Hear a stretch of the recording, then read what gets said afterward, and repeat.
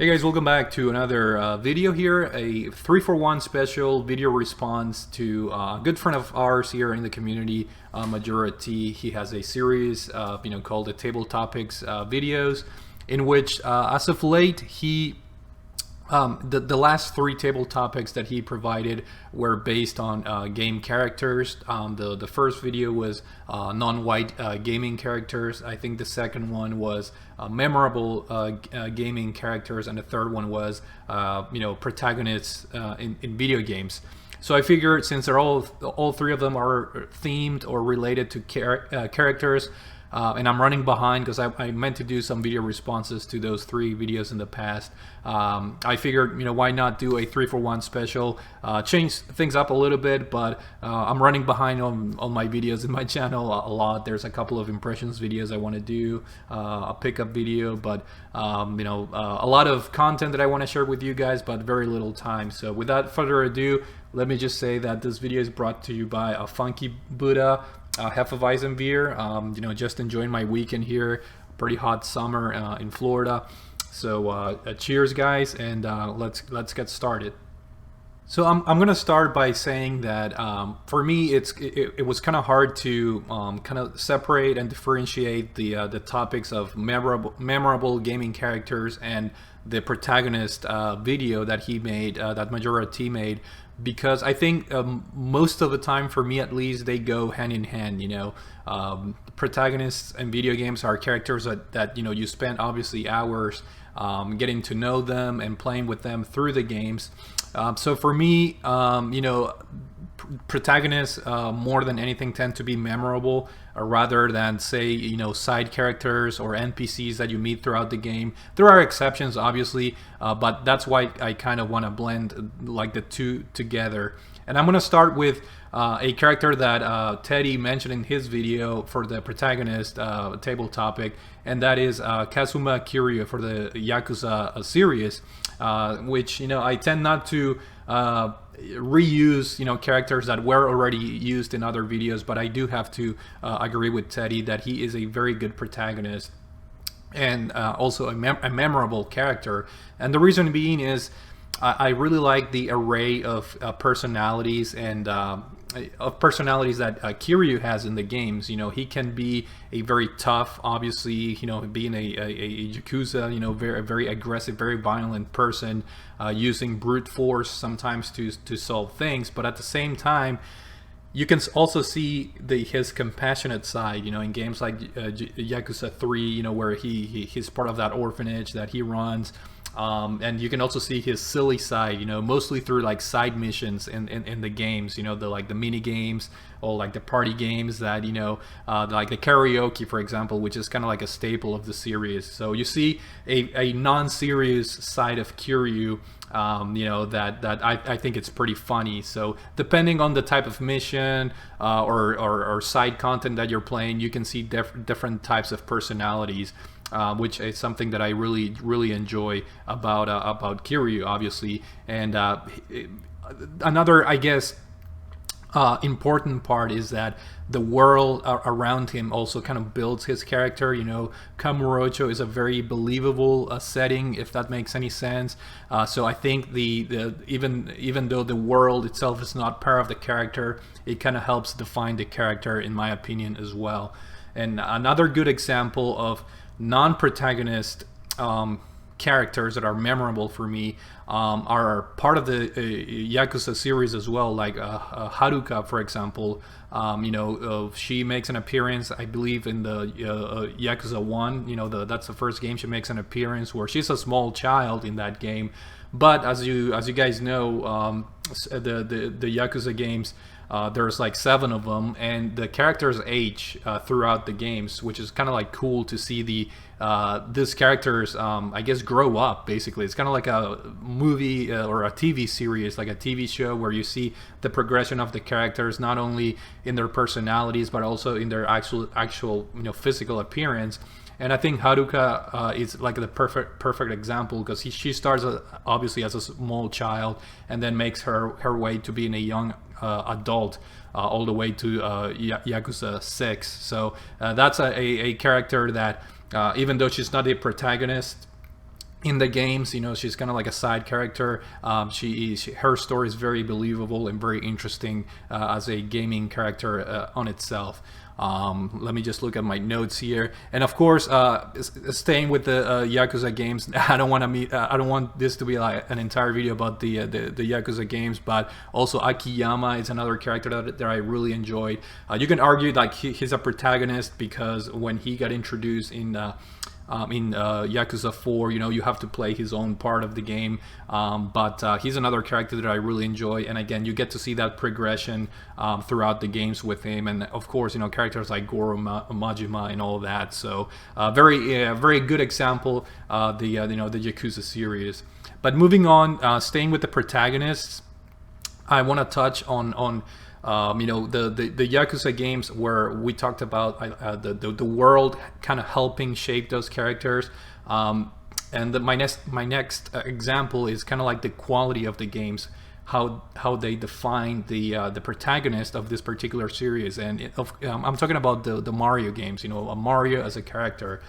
If I were to like lose my memory, like if my memory were to be wiped out, and you would tell me that, you know, this is like the mascot of this company, that, you know, and he's like a middle-aged, you know, short, chubby, you know, Italian plumber, you know, I would probably laugh, you know, because he doesn't have that on the surface, at least, you know, that success formula attached to it. You know, when you think of side-scrolling platformers or mascot, you know, characters, you always think of, you know, kind of like anthropomorphic, you know, animals or characters, cute, you know, animals, kind of like Sonic, you know, is a good example, or Crash Bandicoot, or you know, weird characters like Rayman. That's the first thing that comes to mind when you think of a mascot. But it's very, in my opinion, it's very incredible how Nintendo, you know, took a human type of like person and created a very successful and iconic character. I mean, that goes without saying. Mario is one of the most recognizable characters in gaming, obviously, and not only gaming but popular culture. You know, Mario has made strides in terms of popularity, or bringing games to mainstream, you know, pop culture, and that, you know, I wanted to bring him as an example on how quality games, because again, you know, the concept seems pretty silly, you know, like an Italian plumber, you know, being like your main protagonist and you're the face of your company pretty much, but when you think about it, you know, the quality of the games speak for themselves, you know, and for the character of Mario, where now he's an iconic character, and we don't think twice, you know, when we see Mario in the next new game, you know, we don't put too much thought into it, other than, you know, he's gonna be the cool, you know, platforming jump man that, you know, we always you know, cherish throughout the years. But that was my example with another kind of like spin on the situation, on how the quality of the games can make up also a character stand out. And lastly but not least, another example of how the character progression can make a very good, solid, memorable character and protagonist at the same time, with Yunika Tova from the Ys Origin. She's one of my favorite RPG characters, just because when you start playing as her, you know, you see this very I guess insecure you know, young girl that you play with as, because she cannot cast magic. You know, that was kind of like one of her weaknesses, and you can see her personality is very like shy and I guess insecure when you start the game, but as you progress through the game in Ys Origin, you can see this change in her personality, and she becomes throughout the game like a very mature, very decisive, and very just a very collected character. So I really enjoyed her, I guess her overall character, and I think it was a good example to bring in this table topic. And last but not least, the last portion that I wanted to talk about is the non-white characters in gaming. The first two, you know, the memorable and the protagonist, characters were easier to like blend together as far as discussing the topic. But the non-white gaming characters is a little bit harder. And I did leave a response, like a written response on Majora T's video, where it's kind of hard to come up with good examples. There are characters obviously that are non-white, but they're not very prominent or very frequent in games, which is something that I think it's becoming better as time goes, or as more games are being developed, or more modern games are being developed. But it's something that still is, I don't know if concerning is the right word, but it's something that is not as prominent, obviously. For black characters, the first one that came to my mind was Michael Leroy, or Leroy, I guess. From the Shadow Man games, or game on the Nintendo 64, which to me that game is one of the hidden gems on the system. Apparently it's based on a comic book, which I'm not a comic book type of guy, and I never knew about the existence of a Shadow Man other than the video game, but which I played and loved, and it's one of my underrated favorite games of the Nintendo 64, and also available on the Dreamcast as far as I'm concerned. But Michael Leroy, the one thing that I appreciate him, he has the Doom guy effect. What does that mean?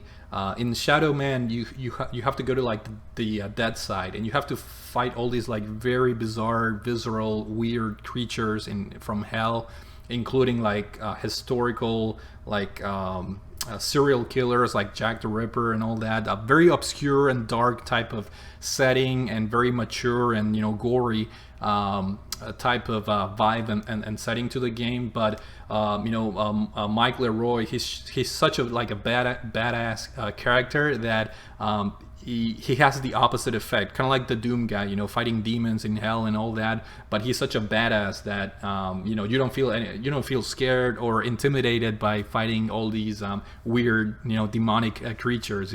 Quite the opposite. You feel like an actual cool badass type of guy. So that's something that I found, Michael Leroy, I think that's how it's pronounced, but I found him to be a very memorable character for me. And as it turns out, he's a non-white character, obviously. Other black characters that really stood out for me are Lee and Clementine from the Walking Dead, from the first Walking Dead game in particular. Of course, Clementine becomes kind of like the face of the series. Admittedly, as much as I love the first and second game, I haven't played the third, and I think there's a fourth one, so I have some homework to do with the Telltale Walking Dead games. I just have to set the time. I don't even own those games, so I'll probably look for a good sale, because I do want to see the end of the journey for Clementine. I thought she was a very good character, how she matured through the first two games at the very least. I don't know about the third and the fourth game, but that's something that I really appreciate about her character. And then you have other characters like Sherazard, in the Trails games, characters like Sheva Alomar, she's not in Resident Evil 5. She's not one of my favorite Resident Evil characters, but I think it was cool that a black female had representation in that game, which I think it was pretty appropriate, for that game. And then you have it becomes a little bit more like difficult when you think about Hispanic or Latinos, characters in games. The one that came to my mind immediately was Garcia Hotspur from Shadows of the Dam, which is one of my favorite games from last gen. You have characters like Rico Rodriguez from the Just Cause games, and then characters like Carlos Oliveira from Resident Evil 3.